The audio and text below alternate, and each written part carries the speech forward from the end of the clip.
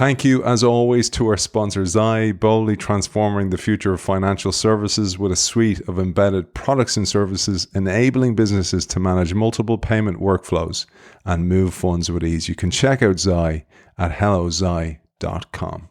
Welcome back for part 2 of Dopamine Nation. We're again joined by Dr. Anna Lembke. Anna, welcome back. Thank you for having me. It is so great to have you back. I really enjoyed part 1, and we're going to launch into what's actually going on inside the brain here as well. And I was telling you my little practice of wearing a pin. I was so happy to have a dopamine pin, so the symbol is here as well. So maybe we'll open up this one about explain what dopamine is, and then I loved your baseball pitcher model. Yeah. So dopamine is a chemical that we make in our brain. It's a neurotransmitter. So neurotransmitters are the chemicals that bridge the gap between neurons. So neurons are these large spindly cells in our brain that create the electrical circuits that make our thoughts and emotions. But neurons actually don't touch end to end. There's a little gap between them called the synapse. And neurotransmitters like dopamine are the molecules that bridge that gap.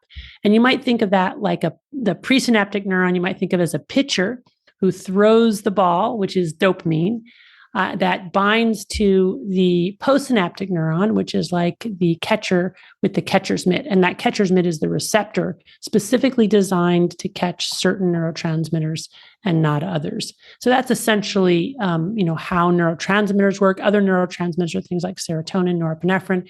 But again, they're these molecules that allow for fine-tuned control of these electrical circuits.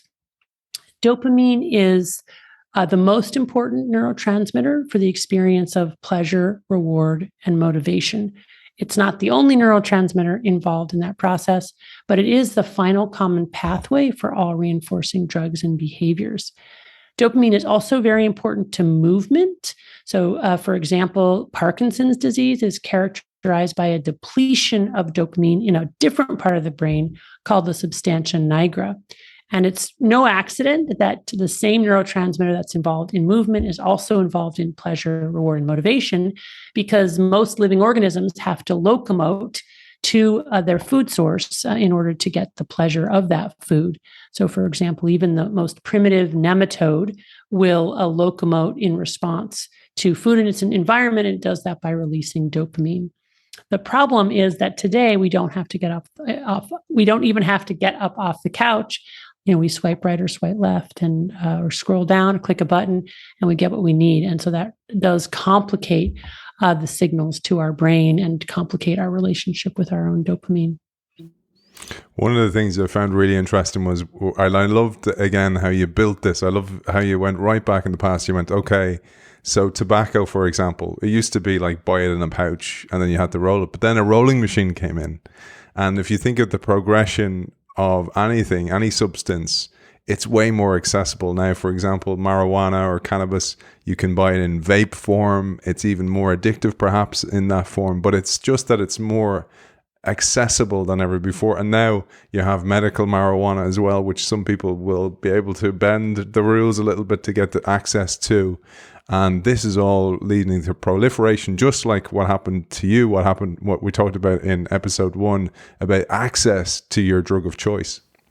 Right, exactly. So in 1880s, the cigarette rolling machine was invented, which allowed cigarette manufacturers to increase production from rolling 4 cigarettes a minute to rolling 20,000 cigarettes a minute. Today, the numbers are vastly higher. And it is that increase in production, the supply chain, the worldwide supply chain, the increased potency. I love opioid as an example. So opium is the original opioid. You had to plant poppies, harvest them, get the sap, process it. Now you can make fentanyl in a laboratory without any plant precursor. Fentanyl is 50 to 100 times more potent than opium. And that's the trajectory of almost every drug that you look at across the globe and across human history. They're more plentiful, they're more potent.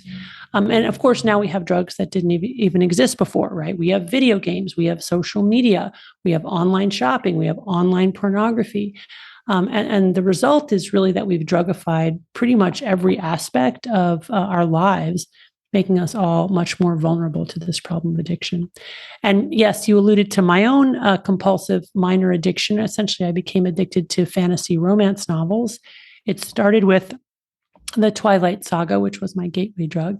And then I got a Kindle, and that meant that I didn't have to go to the library anymore. I could just, go on Amazon and, buy the next book. And so I became like a chain reader of romance novels. As soon as I finished one, I immediately bought another one. In fact, while I was finishing the first one, I was already jonesing for the next one, which really speaks to what's happening in our brains with this pleasure-pain balance, as we're engaging in something that's intoxicating.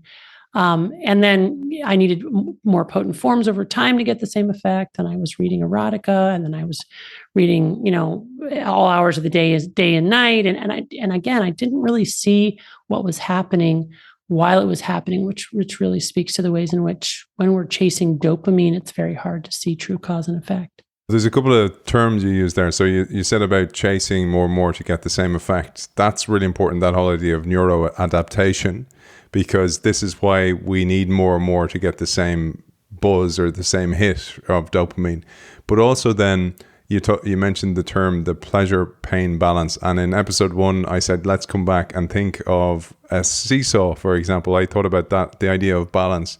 And I loved your illustrations in the book as well. So we have the pleasure aspect, but then we have the pain gremlins as well. And the pain gremlins over time get larger and larger the more we use whatever our drug of choice is. I'd love you to unpack this. This is great imagery, and it really helped understand it for me, for somebody who's not a neuroscientist, but is really interested in the field. Okay, well, I think one of the most exciting findings in neuroscience in the past 75 years or so is that the same parts of the brain that process pleasure also process pain, and they work like opposite sides of a balance. When we experience pleasure, it tips one way. When we experience pain, it tips the other.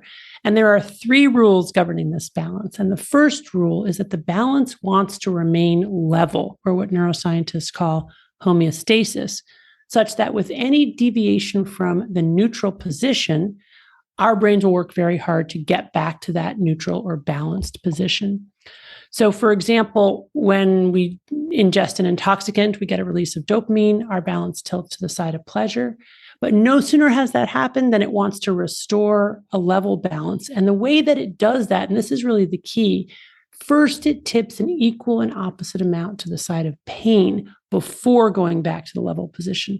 I like to imagine that as these little neuroadaptation gremlins that hop on the pain side of the balance to bring it level again, but they like it on the balance, so they stay on until they've tilted an equal and opposite amount to the side of pain, and then they hop off, and then it's a level balance. But that is key for appreciating that with every pleasure, we pay a price. The more intense the pleasure, the bigger the come down. And the come down is necessary to get back to that level position.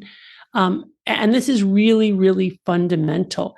And it explains, for example, why in the middle of watching, for example, a TikTok video, even before that TikTok video has ended, we're already wanting another TikTok video, because in order to restore homeostasis from that big hit of dopamine, our gremlins have already tilted us to the side of pain, right? So we're wanting now another TikTok video to get out of that sort of pain-leaning state. And by the way, in that state, what's happening is that we've downregulated dopamine transmission and dopamine receptors. So we're essentially in a dopamine deficit state where we've brought dopamine firing not just back down to baseline, but below baseline. And when we're in that dopamine deficit state, the physiologic urge to restore balance at whatever cost possible is really, really strong. We will do whatever it takes, which brings us to the second rule of the balance, which really helps explain what's happening in the brain as we become addicted. Namely, with repeated exposure to the same or similar reinforcing substance or behavior, that initial deviation to pleasure gets weaker and shorter, but that after response to pain gets stronger and longer. And eventually, we end up resetting our hedonic or our joy set point so that now we're permanently tilted to the side of pain. In other words, now we've accumulated enough neuroadaptation gremlins to fill this whole room. They've got their tents and barbecues in tow. They're not going anywhere, right? So, and once we get into that state, we are in addicted brain. Now We need lots of our drug in very potent forms, not to get high, but just to level the balance and feel normal. And importantly, when we're not using, we're walking around in this dopamine deficit state, experiencing the universal symptoms of withdrawal from any addictive substance, which are anxiety, irritability, insomnia, dysphoria, craving. And furthermore, we lose the ability to take joy in other more modest rewards because we're just solely focused on getting our drug so that we can restore a level balance. It was so important, that aspect, and many of our audience would have seen the really heart-wrenching show Dope Sick about the opioid epidemic. And you talk about this opioid, I'll get my terms right here, opioid-induced hyperalgesia. Algesis is this Greek word which means sensitivity to pain. And we saw that illustrated in a really harrowing way, where people will do anything to get the drug, to get out of the pain. Right, right.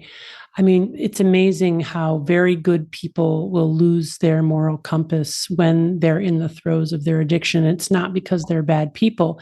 It's because their reward centers have been hijacked and confused by this drug, which is now telling them you have to sacrifice all to get the next hit, or you're going to die. And it's really experienced in that very primitive physiologic way. And in a way, I thought about it, it's like you burn out the receiver. So it's like you're throwing the baseball all the time, and the pitcher's like, my arm's wrecked, I can't do this anymore, or it's worn down. Yeah. And I thought about how, say, for example, a child wants to play the computer game, and if that's driven, the wanting to play, by dopamine, and then you get home and the computer's dead, or somebody broke and stole the computer, or you just say, no, you're not going on it, you were on it earlier on. That's why they go crazy. It's the same thing, right? Oh, absolutely. So what happens, I mean, video games and other digital content are highly reinforcing. They release dopamine in our reward pathway. And as soon as we're engaged, not even when we're done, but, toward the latter half of it, our brain is already compensating by decreasing dopamine transmission, so that when the child gets off the game, or maybe even while they're still on the game, but certainly once they get off the game, those gremlins are now slamming that pleasure-pain balance down to the side of pain, and they're instantly in withdrawal, angry, restless, depressed, craving their drug, not able to do anything else. And you can see this in children, like they will have these meltdowns after they've, had screen time. And it's because they are literally in physiologic withdrawal. The thing is, if you wait long enough, and you withhold the drug, including the screen, eventually those neuroadaptation gremlins will hop off the pain side of the balance and homeostasis will be restored. And I work with a lot of families that are struggling with their child's video game addiction, and we take all screens away for a month, and because usually that's the amount of time it takes to reset reward pathways. You can head in that direction with less time, but to really fully reset reward pathways, in my experience, it takes a month. And at a month, those kids are like transformed. Parents will say, I feel like I got my kid back, instead of this kind of antisocial, angry child who's not participating in family life and doesn't want to. Here's a kid who has recaptured themselves and is, eager to be present and be helpful and do things like that. So it's really insidious, and it's really, impactful, the kinds of negative consequences of the time that we spend on these screens. And it's not just children, obviously, it's all of us. And we don't really see it until we give it up and see the changes. I thought as well about how, so you think about all the drugs that are available now and the ease of access. So technology makes it easy to get it. Like even, I know in the States you have like an Uber where you can get your marijuana or your cannabis delivered, like an Uber driver. It's like, and you pick your choice. As you say, it's all heavier while you're playing a game, maybe swigging on a beer. And I say all that to say, firstly is the access, but then how one of your patients you mentioned was like, well, I need to smoke weed in order to get over the anxiety that I have. And you said to her, no, you may have the anxiety because of those gremlins, because you're smoking weed. And the only way we'll truly know is by giving up for a month. Of course, you experience huge pushback, but I think this is really important for people to realize that it is the only way to, as you say, reset the balance. Right. So I have a lot of patients who come in wanting help with anxiety, depression, insomnia, many of them using drugs like cannabis. And what I'll do is I'll explain to them the pleasure pain balance, how the brain works, how initially when they were using their drug of choice, it probably did help, but how over time those gremlins accumulate and now they've changed their hedonic or joy threshold such that what they're really doing is medicating withdrawal from their last dose. They're not really treating the initial symptom. But the only way for us to really find out is for them to abstain from that drug for long enough for the brain to readapt, reset baseline reward thresholds, and then for us to reevaluate. And what I find is about 80% of individuals who are able to stop using for a month come back with near resolution of their presenting symptom without my having done any other intervention, which is, part of why I wrote the book. It's just such a powerful thing to realize, oh my goodness, we are depressed and anxious and unable to sleep because we're individually and collectively in this dopamine deficit state, because our brain is desperately trying to compensate for the fire hose of dopamine that's being administered through our constant consumption of all of these reinforcing drugs and behaviors.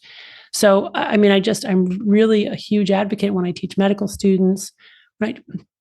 Teach residents, because especially in psychiatry, we're educated to just give people a pill. And sometimes that's the right thing, but looking at these behaviors and these consumptive practices, including around drugs that are not a substance that we ingest, but there are things that we are doing online, and getting people to see the insidious way that they're becoming unhappy because of that digital consumption, I think is just really, really important.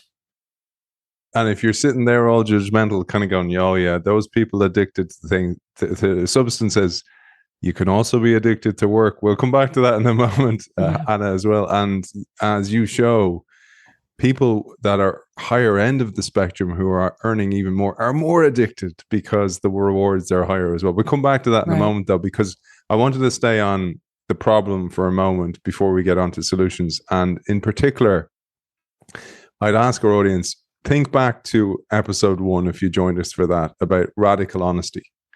And then think about what is triggering your desire?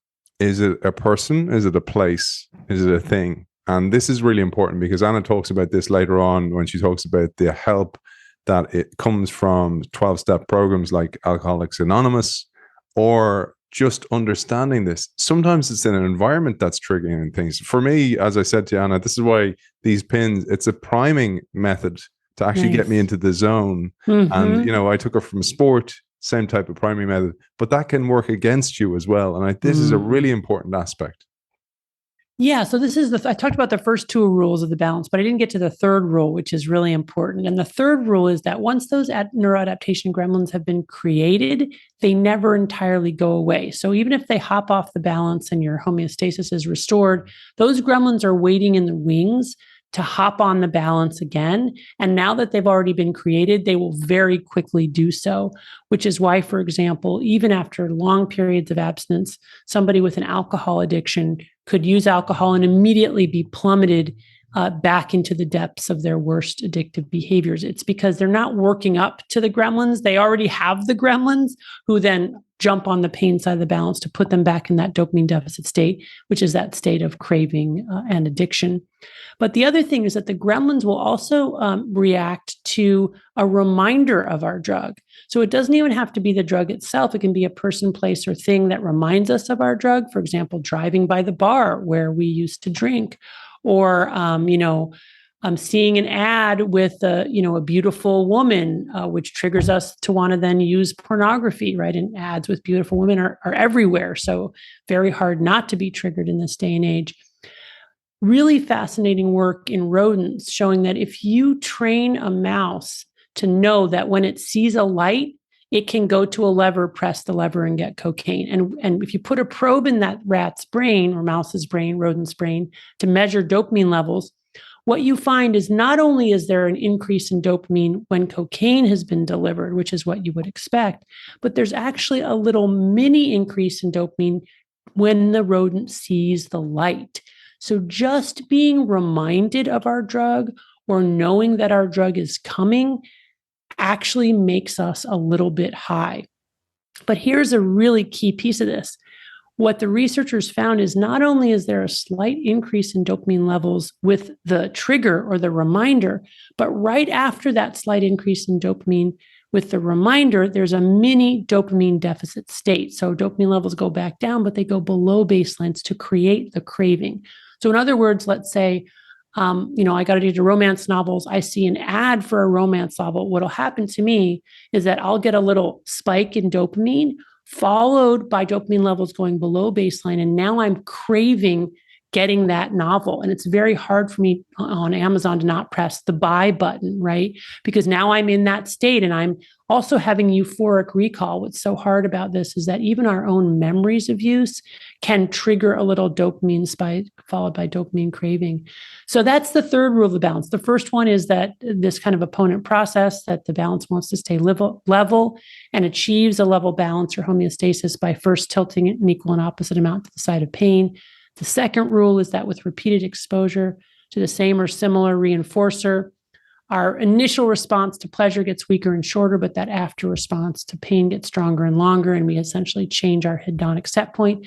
And the third rule of the balance is that the balance remembers, and those gremlins, once created, never go away, such that we can actually get triggered to relapse just by thinking about our drug.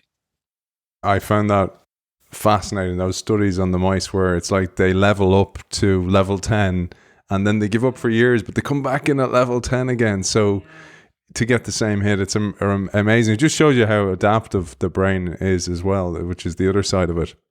Another drug of choice for many people, unfortunately, is gambling. And you talk about this. You said there's been some great research, some really good breakthroughs on pathological gambling. And in this section, you both reveal that research, but also the idea of loss chasing, which is also something that's quite prevalent for things like social media. Yeah. So the interesting studies of gamblers looking at their brains and their response, their dopamine response compared to non-gamblers, both engaging in the gambling activity. And what the researchers found is that with winning, non-gamblers had a spike or an increase in dopamine, makes sense, right? And in gamblers, there was also an increase in dopamine with winning. But the difference was that when non-gamblers lost, they had no spike in dopamine. But when people who were addicted gamblers lost, they had a spike in dopamine even when they lost.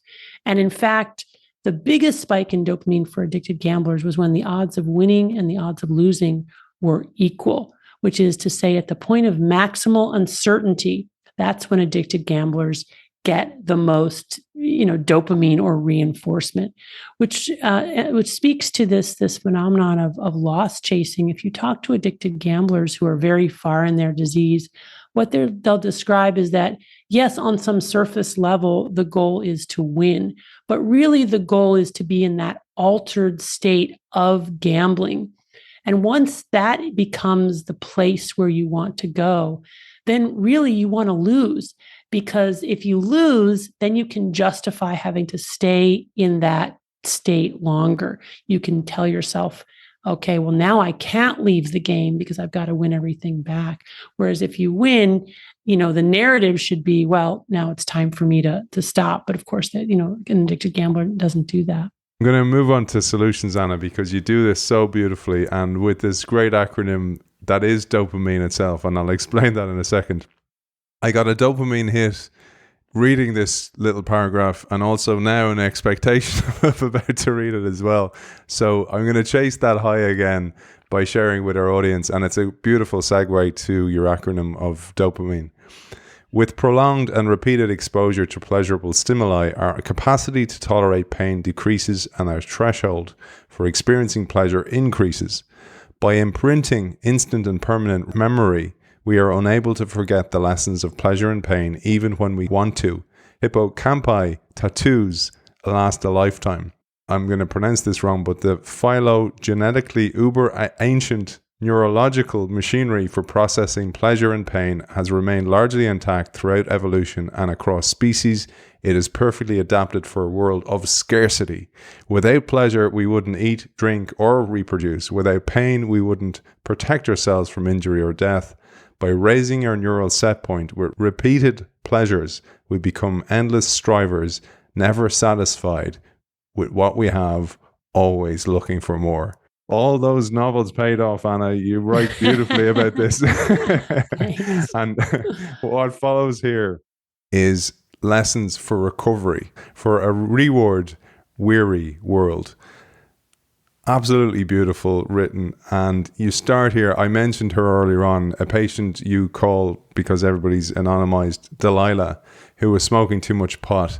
But in place, you put in this beautiful acronym, dopamine. I'd love you to share this with our audience, for many of them who might be struggling, or certainly we all know somebody who is. Sure. So this acronym dopamine captures the framework that we use in our clinic here in the early stages of treating somebody, with a burgeoning addiction. D stands for data. This is where we ask people to just tell us what are they using, how much, and how often. And this serves two functions. One is that we get the information, but even more importantly, it crystallizes for the individual what their behavior is. Because until we put into words and tell another human being what we're doing, how much and how often, it can often stay in this amorphous state in the dark recesses of our minds. For example, with my own, romance reading novel addiction, I really didn't become aware of it until I was talking with a student and we were in a role play around motivational interviewing, and I was playing the patient, and I sort of said, he said, well, what behavior do you want to change? And I was the patient. I said, I have this reading habit. I didn't elaborate the nature of the reading habit. But as I talked about it with him, the next day I just couldn't unsee it. Having said it to him, I was like, oh, and even though I was still reading my romance novels, I was now seeing myself reading them in a way that I hadn't before. And often in clinical work, patients will say, well, we'll do something called the timeline follow back method, where instead of just saying, well, how many drinks, did you have this week? I'll say, well, how many drinks did you have yesterday? And how about the day before? And how about the day before? And doing it that way, we're much more likely to get an accurate read. And then often people will say like, oh, wow, it's 20 drinks. Like I hadn't really realized I was drinking 20 drinks in a week. And then we can also use normalized population data and show them where they fit on the pie chart. Because oftentimes heavy drinkers or heavy users will socialize with other heavy users and then tell themselves that that's what everybody does. So then you say to them, wow, you're in the 1 percentile of people who drink. Like there are only, the 1% of the population drinks as much as you drink. Plus for alcohol in particular, we have data that tells us what, moderate drinking or what risky drinking looks like. And we know that anybody who's drinking, more than about 7 standard drinks per week or more than 3 on any given day is at increased risk for all-cause morbidity and mortality. So that's useful data to be able to relay to people.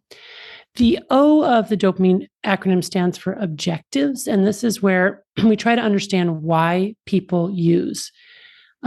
Generally, people are using for one of two reasons: to have fun or to solve a problem. And the problem can range anywhere from boredom, isolation, to depression, anxiety, inattention, you name it. Now, it doesn't mean in this stage of the intervention that we actually agree with the patient that using their drug solves this problem, but it's important for us to understand why, what is their motivation, because even irrational behavior is girded in some type of fundamental rational thinking. So that's very helpful to know why they use. And then the P of the dopamine acronym stands for problems. And this is where we try to get them to reflect on what's not going right about my current consumption. Is it interfering with my physical health, my mental health, my relationships, my work? Sometimes with teenagers, the only thing that they'll identify is that their parents don't like it and they want them to stop. But that's an important, a problem, because any teenager who's willing to come in as a teenager who's got a strong enough relationship with their parents that they want their parents to, approve of their behavior. So then you can work in that space. Well, if this is a problem, maybe we can help you tackle this problem. The A of the dopamine acronym stands for abstinence. And this is really the sort of fundamental core of this early intervention, where we'll ask patients to give up their drug of choice for a month in order to reset reward pathways so that we can see true cause and effect and potentially get them feeling a lot better without having to do anything else. And as I've talked about before, about 80% of our patients who are able to give up their drug of choice feel much, much better having done so. 20% don't. So that's also useful information. Like that tells us, oh, this person has another underlying problem that we have to target. The key piece in, preparing people for this dopamine fast or this abstinence trial is to warn them that they're going to feel worse before they feel better. So initially, they're going to go into withdrawal. Universal symptoms of withdrawal from any addictive substance or behavior are anxiety, irritability, insomnia, dysphoria, and craving. If it's a substance like alcohol or opioids or benzos, you're also going to have a profound physiologic withdrawal syndrome. But for cannabis, even if there's not a physical withdrawal, you'll have these psychological symptoms.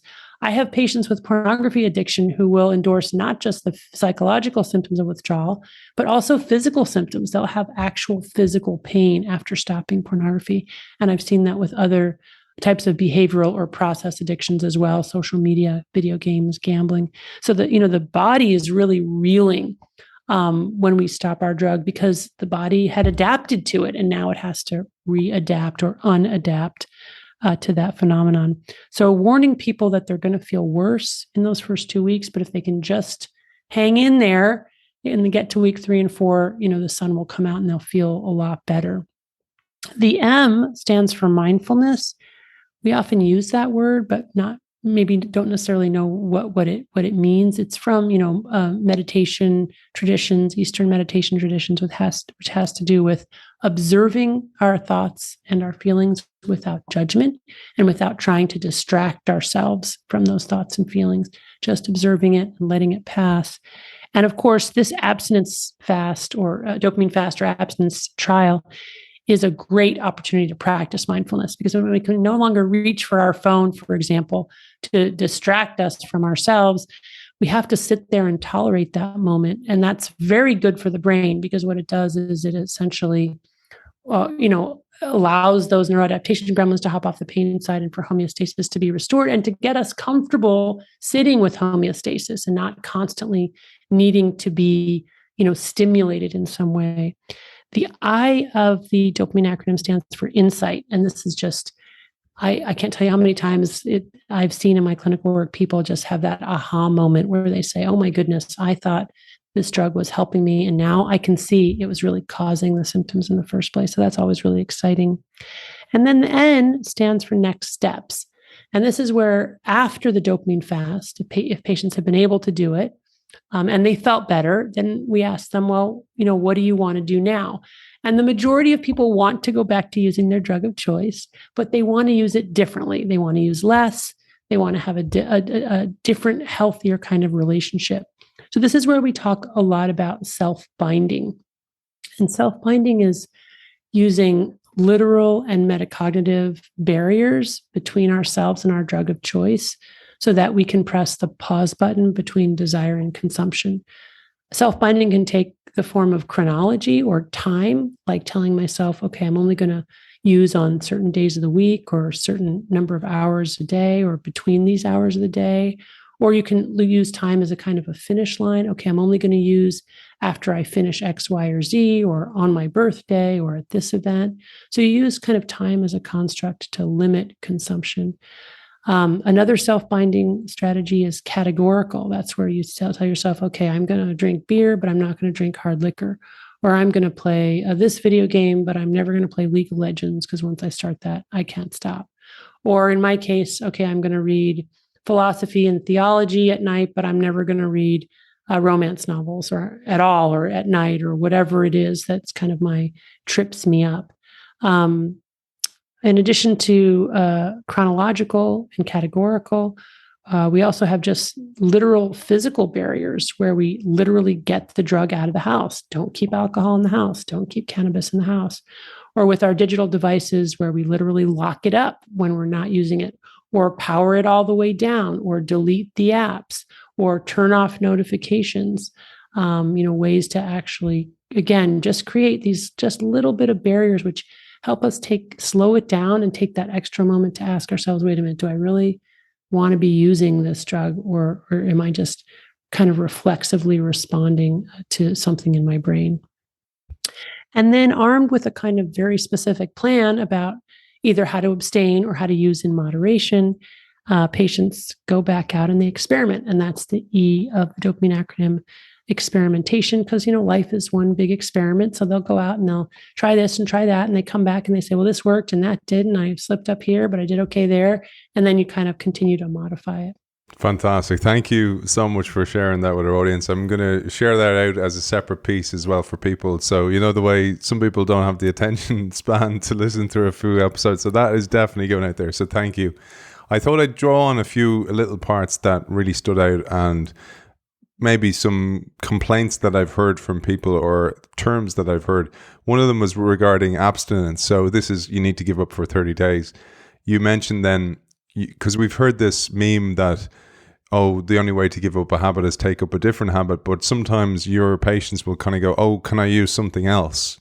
And as you say, that rarely works. Yeah. So this idea that you can replace one reward with another reward is a kind of a slippery slope. Because first of all, if you replace your very potent reward with a less potent reward, you're not going to get a reward from it, because now you've already reset your, pleasure pain threshold such that you need a more potent drug to feel anything at all. But even more importantly, let's say you find another reward that's potent enough to compensate for the reward you're giving up, then you're very much at risk for cross addiction, which is to say now you're potentially going to get addicted to this other reward. And we see cross addiction all the time. So for example, if you're trying to give up, trying to give up smoking and instead you're eating more, people who quit smoking have a tendency to gain a lot of weight in that process. And that doesn't make them happy either. So instead, what I recommend is actually doing something very counterintuitive.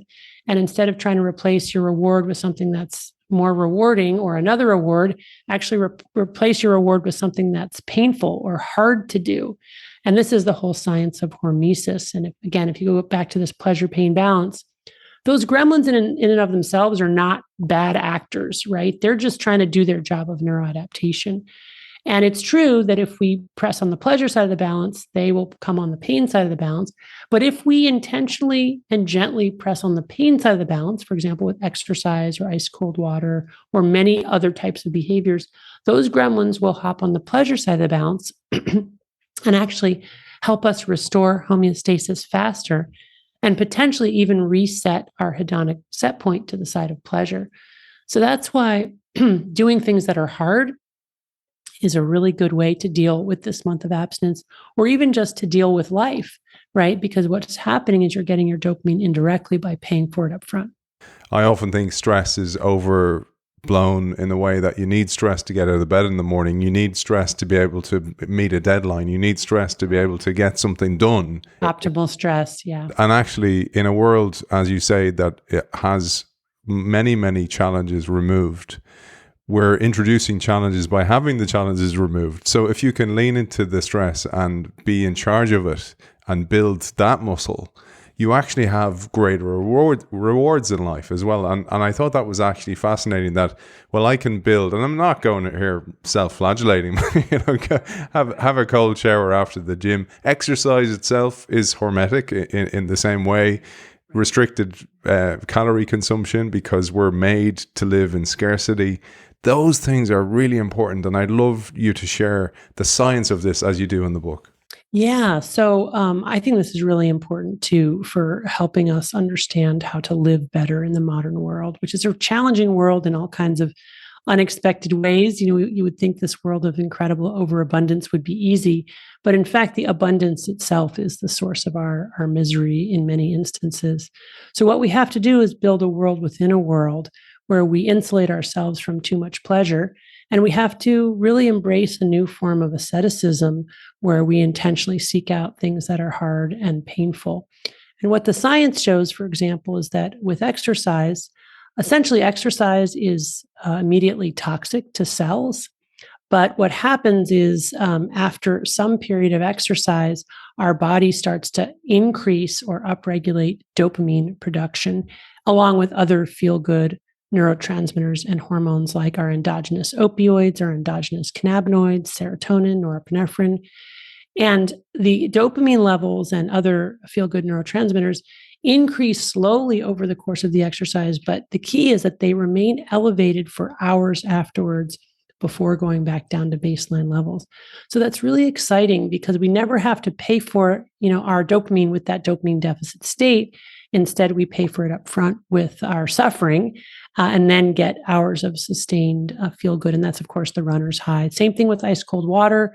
Dopamine levels slowly increase over the latter half of the ice cold water bath and then remain elevated for hours afterwards before going back down to baseline.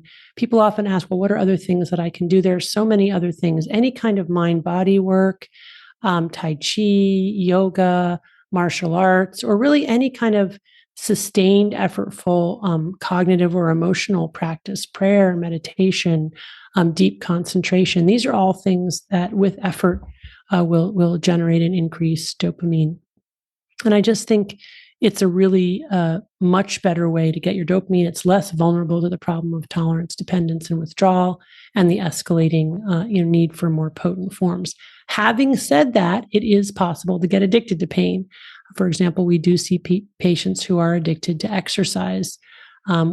Broadly speaking, addiction, again, is the continued compulsive use of a substance or behavior despite harm to self and or others. And we see people who exercise to the point of injury, of rupturing their relationship, compromising their work function.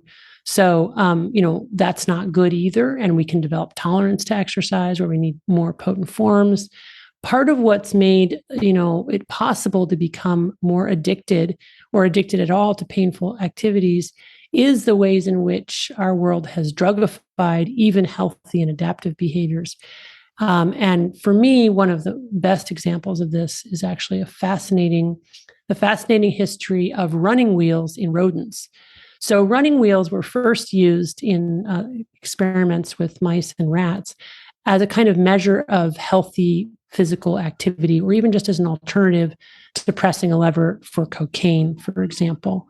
But over time, it became apparent that some rodents would engage on the running wheel, go on the running wheel, even without, any kind of incentive to do so, even in the presence of other activities. And some rats would run so much on the running wheel that they would actually run themselves to death. If you gave them a smaller running wheel, they would run so much that their little tails would get permanently curved up in the shape of the wheel. So clearly, there are, just like with people, there's this tendency in some organisms to get addicted to pain or exercise. But what really made that possible with the rodents was the running wheel itself, which is a form of technology, right? It's a human invention that allows the rat to experience motion in a three-dimensional way that's not possible in nature, right? In nature, you can't go left and right and up and down. Gravity, you pulls you down. That's it. You go down. But the running wheel really is like an invention that then made running kind of addictive even for these rodents. The scientists went even one step further and actually put a running wheel in nature and said, okay, in God's great earth, with all of the things that are on offer, like no one's going to go in the running wheel. And in fact, all kinds of organisms went in the running wheel, rats, mice, voles. They even got some frogs going up in that running wheel. So there's something about the running wheel that's intrinsically reinforcing. And I think the same thing has happened with sport. So we have all these machines, right? We have all these kind of extenders of normal human physiology, the way that we now have ice cold baths and warm baths and massagers and these kinds of this equipment and that equipment. Then you add to that social media and leaderboards and rankings. Now you're doing polypharmacy, right? now you've not just the exercise or sport as the potential drug, but this social approval and the ways in which numbers and rankings are addictive in and of themselves. And now you've got a really potent drug. I love the final message. I think it's so important that we're medicating for many things. Oftentimes we don't need that medication. Oftentimes we're medicating for medication and the effects of different medication. Sometimes, as you pose, the question is, are we medicating ourselves to a point of not being ourselves? Right. And our audience would be sick of me quoting Blaise Pascal, who once said that all of man's problems stem from not being able to sit quietly in a room. And I really found that's great. I really found that as a message from your book, is that, and this is why I started with radical honesty, and maybe not what you'd be used to people starting with as an interview style, because I think it's so important to know yourself, to know what's important to you, to know your values, to know what drives you, to know how to create positive habits, but don't get obsessed, because there's a balance there. Yeah. I have a quote that I absolutely love from the end of the book. I'd love to share that. Yeah. Get a dopamine please. hit from it, and then hand it over to you to close with your final message. If you only had a couple of minutes to be able to share with our audience, to a wider audience, why you did this, what drives you, what's behind all this for you as well, I'd love you to do that. So the quote, before I even share that, let's share where people can find you as well for keynotes, for consultation, etc. Well, there's a website, annalembke.com, dopaminenation.com. I'm not on social media, so that's a good spot to find information about me. Brilliant. Okay. And here's my quote I absolutely love. You say, we're drawn to any of the pleasurable forms of escape that are now available to us. Trendy cocktails, the echo chamber of social media, binge watching reality TV shows, an evening of internet porn, potato chips and fast food, immersive video games, second-rate vampire novels. Addictive drugs and behaviors provide respite, but add to our problems in the long run. What if, instead of seeking oblivion by escaping from the world, we turn toward it? What if, instead of leaving the world behind, we immerse ourselves in it?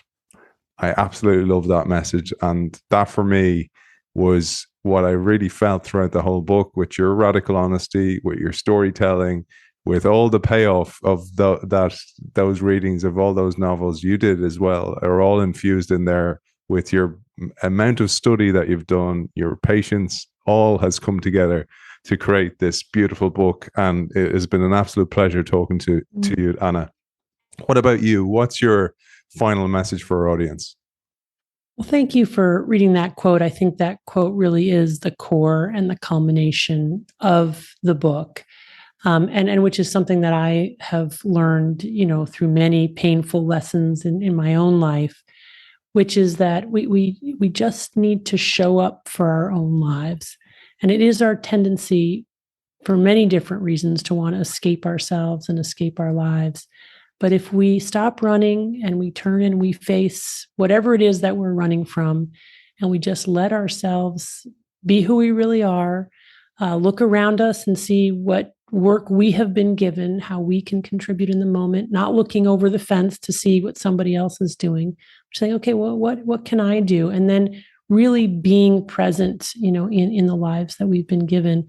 I think that can mitigate a lot of our unhappiness. Beautiful. And it talks to the very spirit of the show.